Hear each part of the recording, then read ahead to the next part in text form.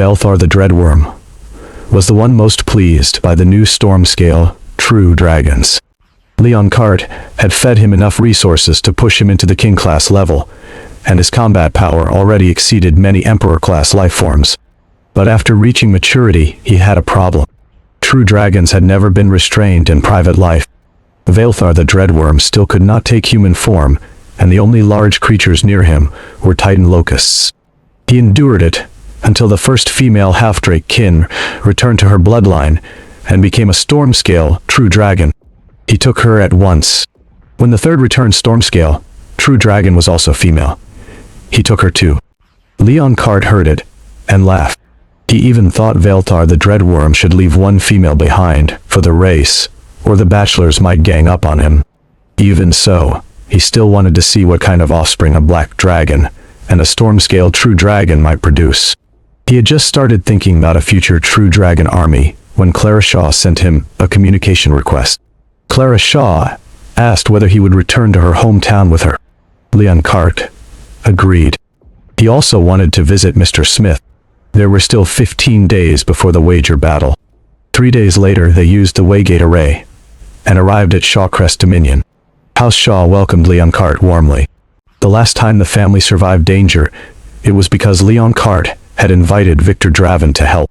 Otherwise, House Steele would have drained them dry. Lord and Lady Shaw looked at him like a son-in-law. They were ready to settle the marriage that same day. Leon Carte only said there was still time, and that love could wait until after graduation. He understood Clara Shaw's feelings, but he still had to enter the Shattered Star Sea and search for his parents' Tsar. Imperial Ascension Academy had sealed all information about that place. From that alone, he knew the journey would be dangerous. If he did not return, he did not want Clara Shaw to become a widow for him. After the banquet, he contacted Mr. Smith. Mr. Smith arranged a challenge meeting for the next class and brought Leon Carte and Clara Shaw back to their old school. Naomi Shu opened a field covering 100,000 square kilometers. The whole event would be virtual. Mr. Smith wanted the students to understand the gap. The students, meanwhile, were already talking. Some said a senior only 1 year older could not be that strong, even if he had entered Imperial Ascension Academy. Many boys argued over Clara Shaw instead. Leon Carte asked whether these juniors simply did not take them seriously. Clara Shaw replied that maybe they did not take him seriously, but she would always be the campus belle in their hearts. Leon Carte stepped forward alone. He opened a transit channel and a tide of locusts poured out. Though they were virtual, they were linked to the real locusts in his sanctum. Some students saw that the number had already passed 100 million and nearly lost their nerve. Lucian Valacrest still refused to care. His core dependents were Ember Maw beasts, and he believed fire-restrained insects. The battle started. The Ember Maw beasts raised their heads and blasted fire into the sky. The locusts did not fall. The swarm turned and rushed straight at Lucian Valacrest. He shouted for them to stay back. They ignored him. One after another, the locusts dove into the Ember Maw beast formation and self-destructed. Explosions tore through his core dependents and wiped them out. The other students saw the blasts and ordered their dependents to spread out. Leon Carte did not care about the losses. More than 100 million locusts descended and detonated again and again. In less than 15 minutes, all 1,000 senior year cadets lost every dependent they had. The students went pale. The teachers outside the field were shaken too. Then the complaints started. Some students said Leon Carte only dared to fight like this because it was a virtual challenge. They demanded proof that this was really how he fought. Leon Carte answered by opening another transit channel. This time the sky vanished. Endless locusts flooded out and covered everything overhead. Along with ordinary locusts came demonic locusts, fallen abyssal locusts, shadow locusts, locustmen, primordial locusts, titan locusts, and more. Every form released pressure beyond the elite level.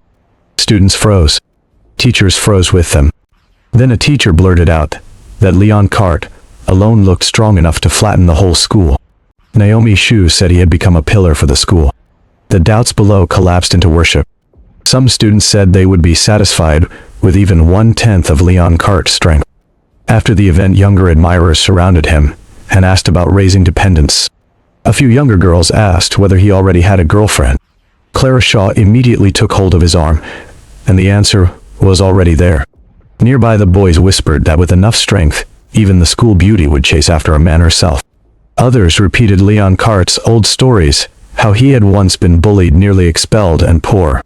The more he heard, the darker his face became. Mr. Smith then led Leon Carte and Clara Shaw to the Academy Council chamber. Naomi Shu and members of the Academy High Council praised the two as the greatest graduates the school had ever produced.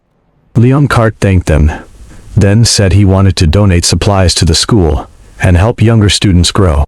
His dependents now produced more faith than he could absorb, and his Sanctum Industries also produced many materials he no longer needed. Clara Shaw followed his lead and donated supplies too. After discussion, the school established the Leon Carte Scholarship. When they departed, Mr. Smith revealed that he was about to become a true god. After that, he would rise to Vice Chancellor and head to the Abyssal Civilization to fight beside the Grand Chancellor. Leon Carte did not want him to leave, but this was Mr. Smith's dream. He could only support it. Leon Carte spent one night in his old shabby home, then returned to Imperial Ascension Academy. He immersed himself in his sanctum-raised dependents, spoke with Clara Shaw and Marcus, and asked Victor, Magnus, Adrian, and Alara for information. Then, the final night before the wager battle arrived, Leon Carte stared at the Dreadskull guillotine as it absorbed the purified black corruption crystal. He had already refined every black corruption crystal taken from the War-forged Dominion through the relic dissolution engine and fed all of it into the Dreadskull guillotine. At exactly midnight, the final digestion ended. Ruin judgment rose to 50%. That was also the maximum limit the ruined divinity could contain. At that moment, Leon Carte's ruined divinity fully awakened. With defiant oath, ruined divinity, and war divinity, all at the 5th level, his strength rose again. A notice from instructor Sirai Dawn Vale brought Leon Carte to the teleportation point of Imperial Ascension Academy. Many elites had already gathered there: 34th-year students, 20 third-year students, 9 second-year students, and among the first years, only Leon Carte. He recognized Victor, Magnus, Adrian, Alara, and Malaic Thorn. Many of the older students carried the aura of true gods. Leon Carte silently told himself not to fall behind. The escort instructor launched a group teleport.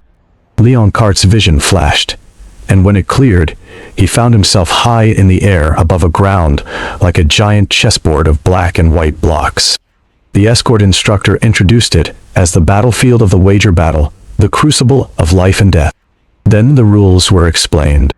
Every participant could first choose which god king to represent, but if one side had too many people, a balance mechanism would push some of them to the other side until both sides matched. Leon Carte wanted the death authority held by Nethros, the death sovereign, yet his instinct still leaned toward Aurelia, the life sovereign. So his initial choice was Aurelia, the life sovereign. 42 of the 60 students made the same choice. When the balance activated, Leon Carte was pushed into Nethros, the death sovereign's camp. In the next instant, he was teleported into the crucible of life and death itself. He stood on a black territory covering 10,000 square kilometers. A prompt informed him that this was his initial land. His task was to build towers and defend it. A list of tower options appeared. Every dependent in his sanctum could become a tower, but his initial energy was only 1,000 points, so the only practical choices were the Locust Cannon Nest for 100 energy and the Skeleton Bone Bastion for 200. Leon Carte held his energy and waited. Then the battle began. His territory and energy appeared above him. A moment later, energy began increasing on its own. Then the numbers changed. His territory dropped, and his income fell with it. Leon Carte looked down and saw a goblin squad entering his territory. Wherever they moved, black land turned white. He understood at once. The wager battle was a contest over land. The goblins were weak, but Leon Carte still spent 100 energy to place a locust cannon nest over their route. Acid rained down from the tower. The goblins died one after another. As the squad died, the white land inside the tower's range slowly turned black again. Once all of them were dead, he recovered the lost territory and gained extra energy. Soon another wave entered. This time, it was gale feather sparrows. They were much faster, and cost Leon Carte several square kilometers of land in only 1 minute. He quickly built another locust cannon nest in their path, but the gale feather sparrows attacked the tower directly. Wind blades cut at it again and again, and storm chain wind blades stripped away even more durability. Leon Carte watched the locust cannon nest collapse. He changed tactics at once, and spent 200 energy on a skeleton bone bastion. This time, the gale feather sparrows could no longer break the defense. The bone bastion killed them, one by one. The energy they dropped did not make up for the destroyed tower, but the dead gale feather sparrows also left behind 2 gale feather plumes.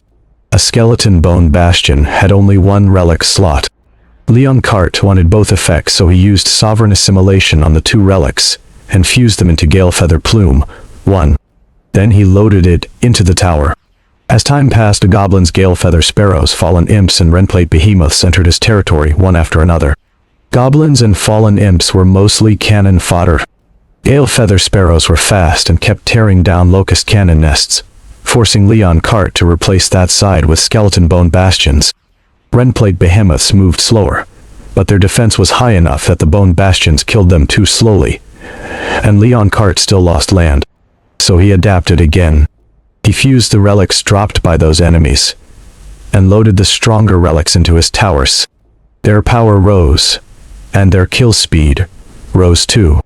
He stockpiled energy until it reached 10,000 points, then began building the cheapest towers in large numbers.